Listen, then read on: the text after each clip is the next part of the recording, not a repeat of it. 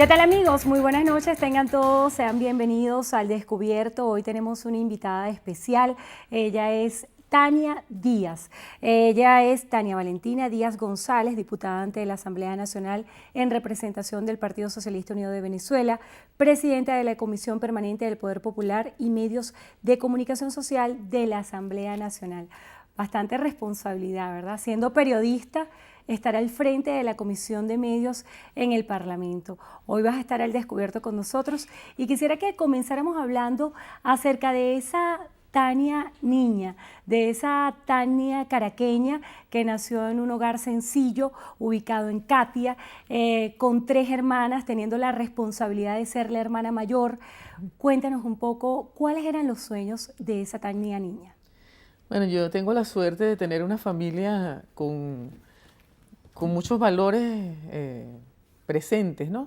Esta familia, bueno, mi papá y mi mamá, que son gente trabajadora, gente humilde, Nelly y René, que les quiero enviar un saludo y un tributo desde aquí, porque de verdad son de esos venezolanos que trabajan todos los días, que crían a sus hijos y que se preocupan, además, por llevar a sus hijos de vacaciones, por enseñarle lo que es bueno y lo que es malo, por leer cualquier libro con tu hijo, por ver la televisión y explicar las cosas de la vida, que finalmente es lo que viene forjando al ser humano, ¿no? Entonces nací en esa familia que se centró mucho en la educación de los valores, con mis 2 hermanas menores que yo. Y bueno, me tocó la tarea de ser un poquito, la hermana mayor siempre es como la que lleva la autoridad, ¿no? Que no es fácil. No es fácil. Pero también lo enseña a uno para la vida, ¿no? Mi papá es un obrero del trabajo gráfico, pero era un hombre que siempre fue un militante de izquierda y nos enseñó mucho a lo que era la lectura, el análisis de los medios, el mirar las cosas. Me tocó a mí como hermana mayor, pues también en ese sentido, con mis 2 hermanas, pues orientarlas en ese sentido.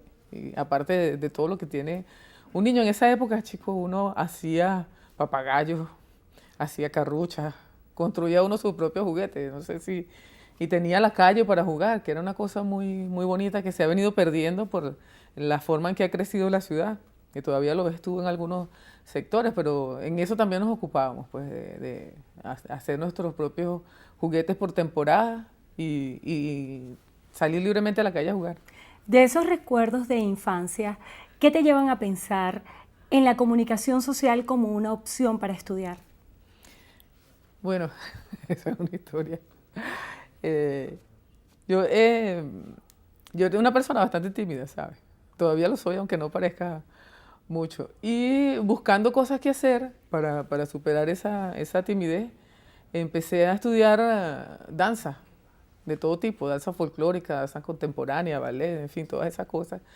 Y dije, bueno, si yo soy tímida, voy a vencer la timidez, vamos a estudiar la comunicación. Además, me lo preguntaron en el liceo si me gustaba escribir, me gustaba leer, me gustaba escribir, me gustaba leer. Entonces, bueno, incluí entre las opciones la Universidad Central de Venezuela, la de Comunicación Social. Primero estudié 1 año de estudios internacionales en la misma Universidad Central y después me cambié porque entré muy chiquitica, pues entré a la universidad a los 16 años, estaba un poquito perdida y terminé la carrera ahí en la Escuela de Comunicación Social de la UCB.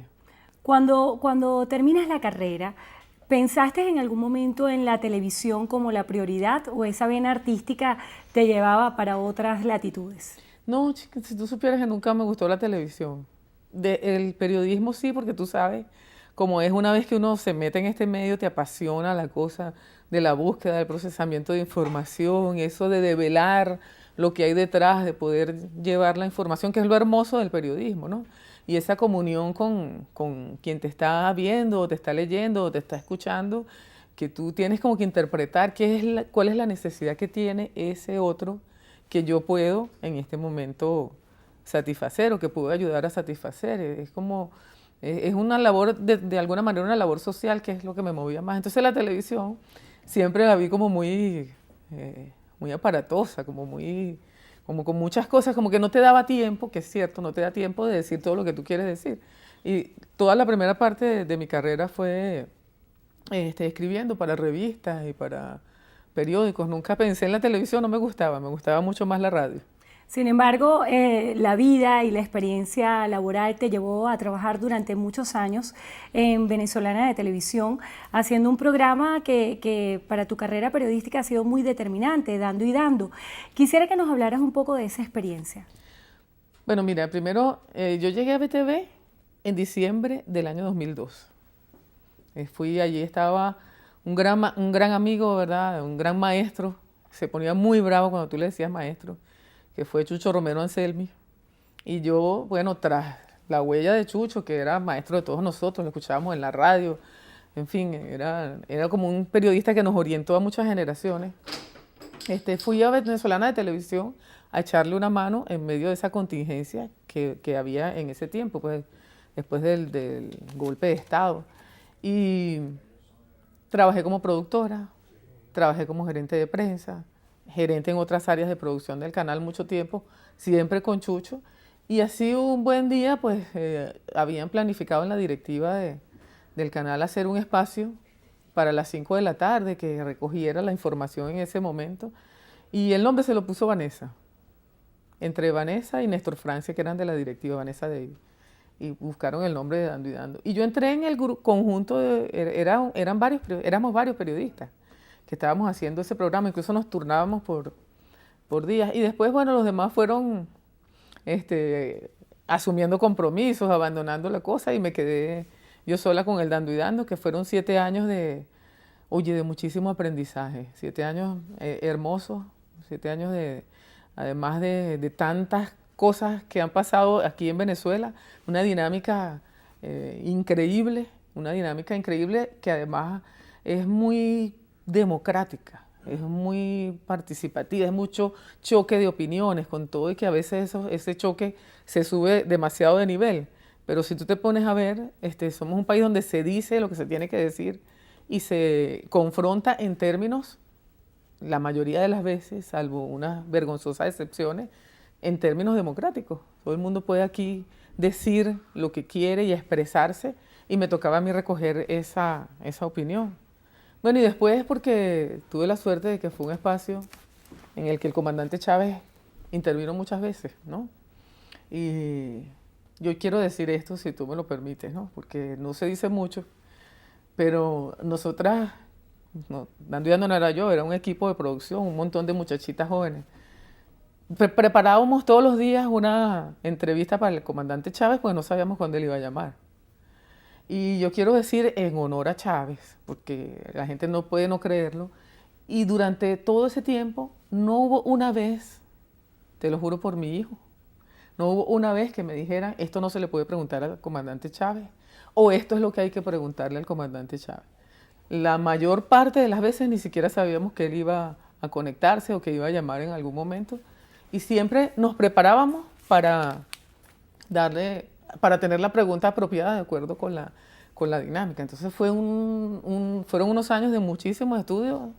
Tú lo sabes que estás aquí. Uno no hace otra cosa sino estudiar y prepararse. Vives prácticamente aquí en el canal, pero de muchísima satisfacción, de verdad.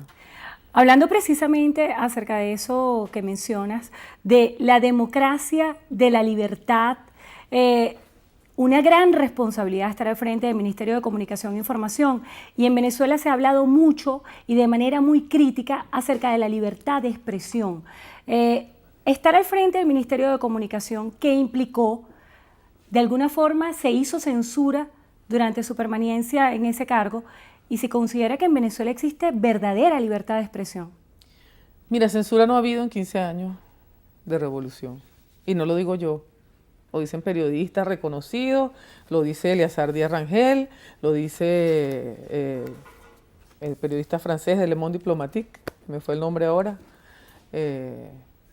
Lo han reconocido porque ciertamente, o sea, Venezuela es un país donde existe tanta libertad de expresión que a veces se llega al extremo. O sea, yo creo que si aquí hemos pecado por algo, ha sido por omisión en, digamos, denunciar, desnudar los extremos a los que a veces llega ese término de libertad de expresión, porque no podemos olvidar, Endrina, que son 2 derechos: el derecho a la libertad de expresión y el derecho a la información veraz y oportuna. Los dos son derechos constitucionales y los dos son el producto de una larga batalla que ha dado la sociedad venezolana y que han dado periodistas venezolanos que ahorita están en roles protagónicos, que son directivos de medios, que son comunicadores connotados, que son funcionarios, embajadores o funcionarios del actual gobierno, que son los periodistas que batallaron en esa época, por ejemplo, por el derecho a la información veraz y oportuna, por el derecho a réplica, ¿verdad? Y la Constitución dice, en el artículo 57, que existe plena libertad de expresión, pero que tienes responsabilidad por lo que dices. Y que está prohibida la propaganda de guerra y las expresiones que inciten al odio, que constituyan delitos, que inciten a la discriminación. Fundamentos que, por cierto, son basados en la Carta Interamericana de Derechos Humanos, la Carta Democrática Interamericana. Bueno, es momento de hacer una breve pausa, pero hay varias preguntas que quedan en el aire, sobre todo un planteamiento en el cual está haciendo una afirmación en que en Venezuela existe libertad de expresión. Sin embargo, el Instituto de Prensa y Sociedad, en un estudio que publicó este año, dice que en Venezuela hay censura y autocensura en periodistas y medios.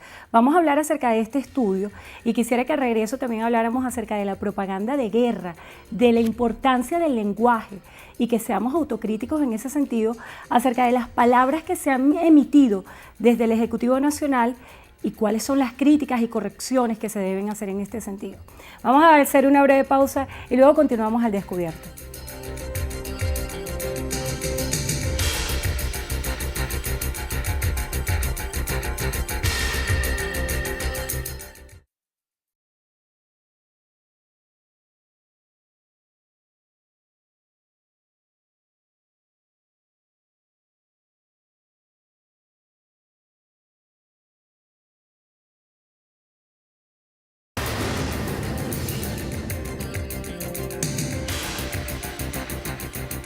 Bueno, continuamos al descubierto con Tania Valentina Díaz González, diputada ante la Asamblea Nacional en representación del Partido Socialista Unido de Venezuela, periodista, colega, además presidenta de la Comisión de Medios de la Asamblea Nacional.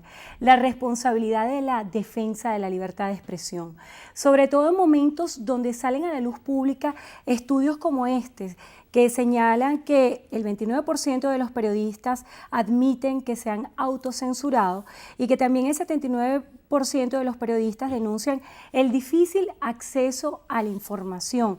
Esto según un estudio que publicó el Instituto de Prensa y Sociedad y donde se hizo un análisis y entrevista a 225 comunicadores del país. Yo quisiera que alguien me explicara el término autocensura, sinceramente. Porque aquí los periodistas tenemos, además de la Constitución, tenemos la Ley de Ejercicio del Periodismo y el Código de Ética que hicieron estos periodistas para los periodistas, y no veo razón por la cual tenga un periodista que autocensurarse. Yo quisiera que alguien me explicara ese término. Bueno, censura en términos específicos. Mira, aquí hubo un golpe de Estado el 11 de abril, y aquí no se suspendieron las garantías, y los únicos que suspendieron la programación fueron medios privados. En el año 92, cuando el comandante Chávez se alzó, aquí hubo censores que fueron a los periódicos y quitaron partes completas de las primeras páginas. Las primeras páginas salieron con espacios en blanco. Y esa suspensión de garantía se mantuvo durante meses. Eso sí era censura. Aquí no ha habido censura, por Dios, en ninguno de los casos. ¿Y qué es lo que ocurre cuando, por ejemplo, en medios de comunicación, de acuerdo a la línea editorial, se restringen publicaciones de los colegas porque no se corresponden a la línea editorial? ¿Cómo califica usted eso? Mira, eso ha sido una batalla, y es la batalla que debemos librar los periodistas. Ha sido una batalla histórica de los periodistas no venezolanos, de los periodistas en todo el mundo. O sea, cuando yo empecé a ejercer, uno peleaba porque el titular no se correspondía con lo que tú habías escrito, o porque tu noticia no le dieron la página que le dieron, o porque no tenías una cosa que también se ha perdido, la exclusiva que tú buscaste. O sea, yo creo que es una responsabilidad de nosotros los periodistas, de dar esa batalla, porque todas las empresas de comunicación tienen sus intereses. Y los intereses no siempre están acordes con lo que tú como periodista quieres expresar. Bueno, este gremio siempre ha sido un gremio, aquí en Venezuela y en el mundo, un gremio contestatario, un gremio para eso, un gremio que debe, por encima de todo, buscar la verdad. Es su deber. Aquí se le ha olvidado a un montón de gente. ¿Por qué? Yo te pongo la otra parte. El periodismo se ha corporativizado.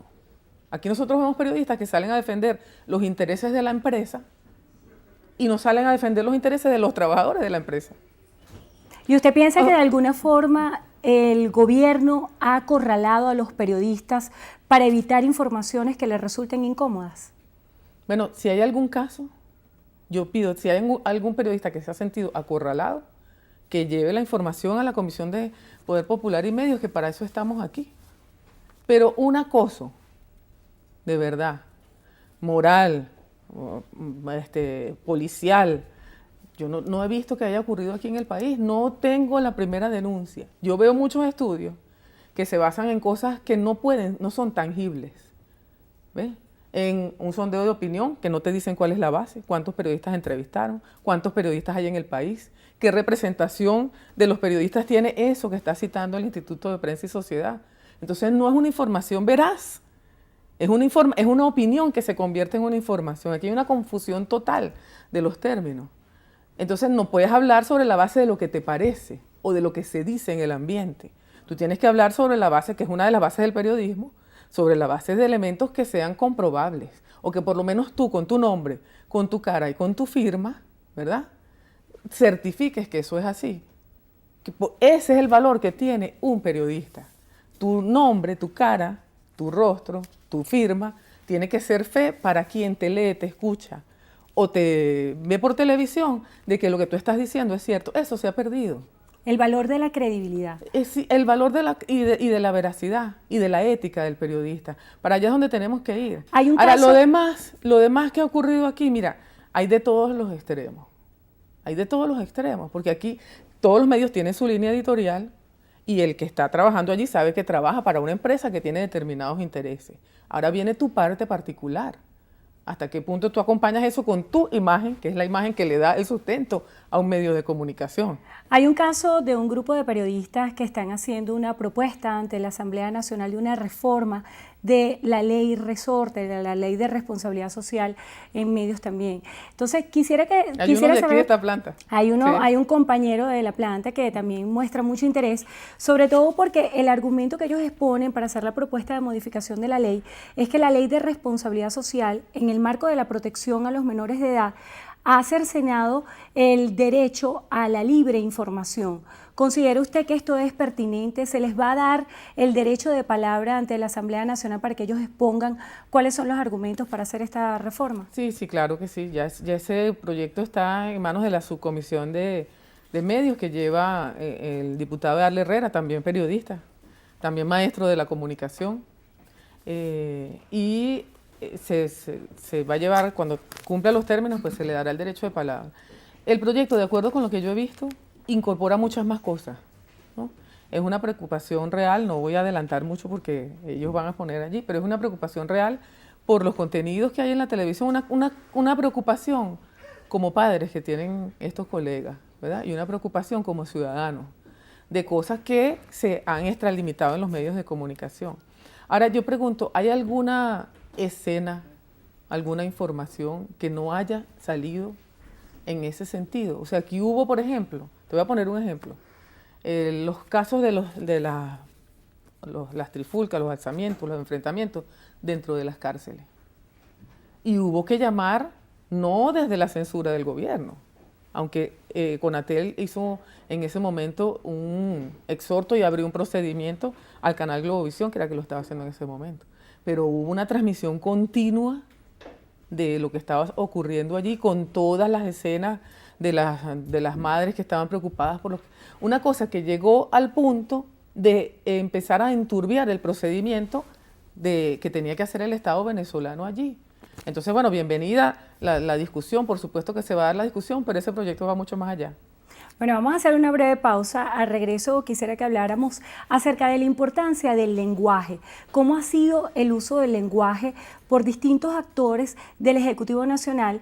Y siendo autocrítica, nos diga cuáles son los correctivos que deberían hacerse para tener un lenguaje de mayor paz y que no propicie la violencia. Vamos a hacer una pausa y al regreso continuamos al descubierto.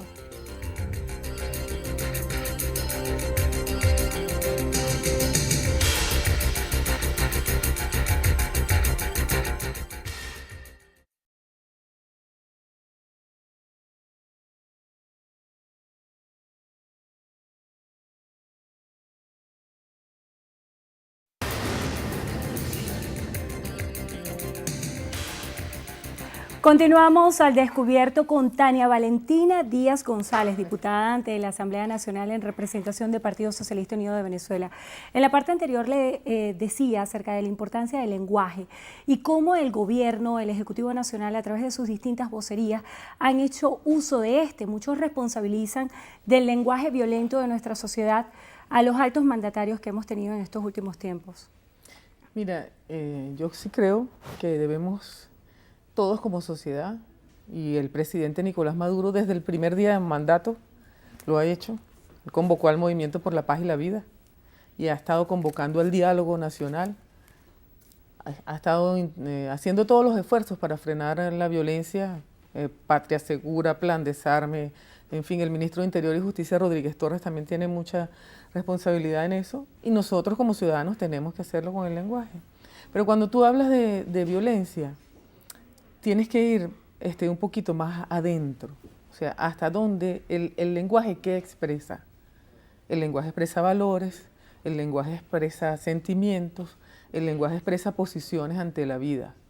Y si me incluyo, en algún momento emitido expresiones que pueden estar alzadas de tono, que pueden ser fuertes, yo quiero mostrar esto, fíjate. Porque esto es parte de lo que nos está enfermando y nosotros acabamos de hacer un pronunciamiento desde la Asamblea Nacional precisamente para actuar en este sentido y vamos a trabajar todo lo que podamos en este sentido. Mira, este periódico, esta publicación que se llama El Propio, que edita el diario El Nacional, publicó esto. Ustedes están viendo Robert Serra sobre Mónica Espir, quien la manda a andar por ahí de noche.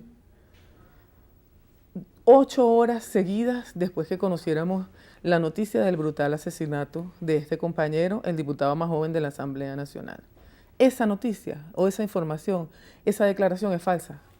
Robert nunca la dijo. Y está por allí, no lo tengo ahora aquí a la mano, no lo puedo buscar, el Twitter que realmente emitió Robert, como el que hicimos todos nosotros, de una profunda pena, un profundo pesar por ese suceso. Como ¿Qué sentido, pero dime tú qué sentido tiene si no es precisamente provocar la indignación, si no es precisamente provocar la rabia en un momento como ese, si no es precisamente generar reacciones que gracias a Dios han sido solamente declaraciones subidas de tono, gracias a Dios han sido solamente una respuesta a esta barbaridad, pero esto puede generar acciones de violencia real y eso es lo que están buscando algunos medios. Entonces, sí es cierto, debemos como sociedad poner atención sobre esto, ¿verdad? Y dirigirnos más hacia los valores que son los verdaderos valores del venezolano. Nosotros somos un pueblo solidario, amoroso, compañero, un pueblo que si el vecino está enfermo le lleva un tecito o le lleva una sopita. Eso somos nosotros los venezolanos. Un país donde todas las religiones, todas las razas, entran, conviven en santa paz y en plena democracia. Entonces, ¿por qué después de esto, todavía hoy, una semana después, medios nacionales e internacionales empiezan a escarbar en las miserias humanas más profundas para desacreditar a este joven muchacho que lo que hizo fue trabajar por su pueblo, trabajar por su barrio? ¿Cómo es posible que ahora estén diciendo el día de hoy que si es porque era santero, además ofendiendo a la comunidad santera? Como si la comunidad santera estuviera, bueno, yo no puedo emitir ningún calificativo de los que sí han hecho estos medios, o que si era de la comunidad sexodiversa, o si era, que eso no es cierto, pero si fuera verdad, ¿qué pasa? Me van a decir que nosotros los venezolanos, nosotros, tú y yo, tu familia, mi familia, la familia de usted, va a discriminar a un ciudadano por lo que sea. Es que eso justifica un horrendo crimen. Entonces, la violencia, el lenguaje, el lenguaje es muestra de lo que tú tienes por dentro y lo que tenemos por dentro es lo que tenemos que modificar. En eso vamos a estar trabajando y te invito a ti, a los periodistas, a los comunicadores populares, a los que estén en los medios de comunicación, a los políticos, a quienes tenemos responsabilidad en esto, para que nos acompañen en esta cruzada por la paz, de la mano de las autoridades, de la mano del gobierno del presidente Nicolás Maduro. Y definitivamente hay un axioma que expresa que donde el lenguaje no llega, las conductas hablan, y la sociedad nos está hablando de alguna forma acerca de la violencia que está ocurriendo, y algo tenemos que hacer también con respecto al lenguaje todos como sociedad. Le damos las gracias a Tania Valentina Díaz González, diputada ante la Asamblea Nacional en representación del Partido Socialista Unido de Venezuela, también presidenta de la Comisión Permanente del Poder Popular y Medios de la Comunicación Social en el Parlamento. Gracias por habernos acompañado hoy al Descubierto. Gracias a ustedes también por habernos acompañado. Será hasta una próxima cita.